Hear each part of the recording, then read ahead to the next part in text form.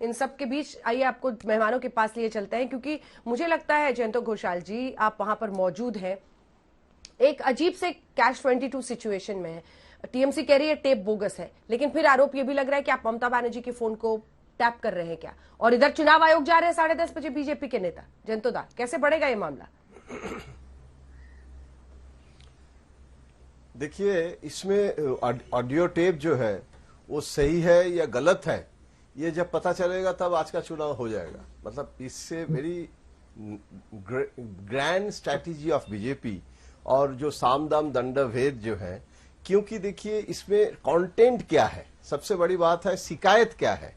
क्योंकि ममता जी के खिलाफ मुस्लिम अपीजमेंट के जो आरोप बहुत दिन से लगातार भाजपा कर रहे हैं, और ये जो ऑडियो टेप है, ये ऑडियो टेप मैं देख रहा था, पीटीआई भी स्टोरी किया है कि बीजेपी का आरोप है, बीजेपी ने दिए हैं, लेकिन हम लोग इंडिपेंडेंटली इसको एग्जामिन नहीं कर पाया। लेकिन ये शिकायत है।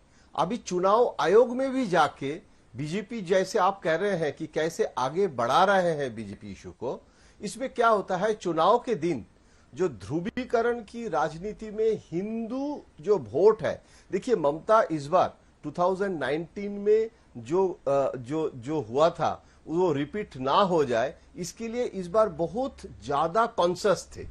और मुस्लिम अपीजमेंट की जो छवि है वो बदलने के लिए हिंदू लीडर इवन अपने गत्र भी मतलब अनाउंस कर चुके हैं नंदीग्राम में।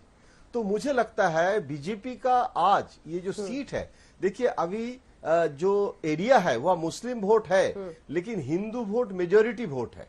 और वो हिंदू वोट अगर ममता जी को ना मिले और उसमें अगर नुकसान हो जाए कि उसमें भाजपा का बहुत बड़ा फायदा हो सकता है। देखिए बसीरहाट जैसे है और नॉर्थ 24 परगना, साउथ 24 परगना, बर्धमान, आज जो जहां जहां चुनाव हो रहा है वहां एक मिक्स्ड पॉपुलेशन है। और वो मिक्स्ड पॉपुलेशन में जैसे 2016 में हुआ था, 2019 में बीजेपी का जो फायदा हुआ था, उसके बावजूद भी लास्ट टाइम 2019 में भी बहुत सारे जगह ममता का पकड़, आज जहां जहां चुनाव हो रहा है ये ममता का एकदम फोर्ट माना जाता है, साउथ बंगाल में खासकर। तो ये जो साउथ बंगाल में ममता बनर्जी का जो हिंदू वोट है, जैसे महिला वोट के बारे में आप बात कर रहे हैं, वो भी हिंदू वोट है, मतलब एक बड़ा हिस्सा हिंदू वोट है। तो भाजपा का स्ट्रेटेजी है आज के दिन में इसको बड़ा इशू बना के ममता को, वही शुभेंदु अधिकारी जो बेगम ममता बोले थे, उसी लाइन पे अगर ममता के जी के बारे में कैंपेन किया जाए और वोटर के ऊपर अगर ये प्रभाव मतलब इन्फ्लुएंस करे, तो हिंदू वोट कितना कम ममता बनर्जी को मिल सकता है, ये that is the strategy of BJP. Anjana ji बिल्कुल सही कहा जयंत आपने, और चूंकि वहां पर आप रहते हैं तो पूरी तस्वीर को उस नजरिए से भी बताते हैं। विनोद जी, मैं आपके पास आना चाहती हूँ, क्या इस बार महिला वोटर ममता और मोदी के बीच में बट सकती है? और ये सबसे मुझे लगता है पावरफुल फेज है। पश्चिम बंगाल में चुनाव जब होते हैं तो महिला वोट, उसका झुकाव बहुत निर्णायक साबित हो सकता है। दूसरी तरफ ये टेप और ये टेप पॉलिटिक्स किस तरह से आगे बढ़ते हुए देख रहे हैं आप वोटिंग डे पर? देखिए अंजना जी, जहां तक महिला वोटर्स की बात है तो पिछले लगातार चुनावों में ममता बनर्जी के साथ ही महिलाओं का बहुमत रहा है। और आपने भी जब प्रशांत किशोर से बात की थी, मैंने भी की थी, तो उन्होंने भी जो स्ट्रेंथ बताई थी टीएमसी की, उसमें महिला वोटर्स को ममता बनर्जी की बड़ी ताकत बताया था। इसलिए बीजेपी की पूरी कोशिश है, क्योंकि हिंदू ध्रुवीकरण का जो हथियार है वो बीजेपी का एक तरह से अंतिम हथियार होता है। वो हर चुनाव में, हर प्रदेश के चुनाव में उसको आजमाते हैं। तो ये जो टेप वाला, जैसा जयंतोदा कह रहे थे, मैं उनसे सहमत हूं, क्योंकि वहां जो मृतक हैं, जो मारे गए हैं, वो मुस्लिम हैं, और मुस्लिम और हिंदू ये ध्रुवीकरण अगर बीजेपी करवा पाती है तो उसको एक फायदे की स्थिति बनती है। और जैसा कि सारा आकलन ये होता है कि कम से कम 60% का हिंदू ध्रुवीकरण उसको चाहिए।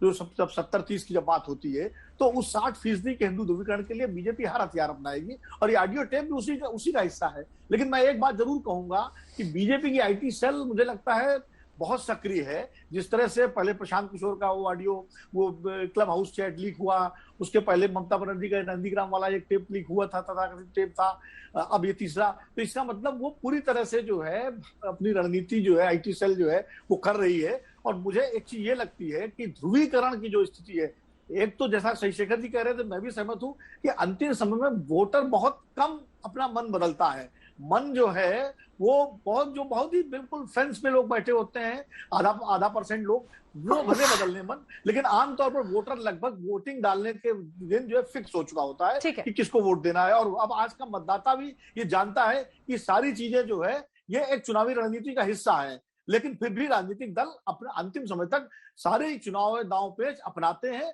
और बीजेपी इसको अपना रही है, इसको एक मुद्दा बना रही है। और ये आगे के जो फेज होने हैं, जो 3 फेज आगे होने हैं, उसमें भी इस मुद्दे को ले जाएगी, क्योंकि अब आगे जहां जहां फेज होने हैं वो ममता बनर्जी के गढ़ माने जाते हैं। अभी तक जिन इलाकों में हुआ है 2019 के चुनाव को अगर पैमाना माने, लोकसभा चुनाव को, तो बीजेपी के प्रभाव वाले क्षेत्र रहे हैं। अब जैसे जैसे चुनाव आगे बढ़ रहा है वो ममता बनर्जी और तृणमूल कांग्रेस के प्रभाव वाला क्षेत्र है, तो बीजेपी हर तरह से कोशिश करेगी कि उस इलाके में हिंदू ध्रुवीकरण को अपने पक्ष में करे या हिंदू मतों में बंटवारा करे। अब बीजेपी कितना कर पाती है ये तो नतीजों के बाद ही पता लगेगा, लेकिन इसमें एक पक्ष और है कि वाम दल और कांग्रेस पार्टी का जो गठबंधन है, विनोद जी, अभी एक जी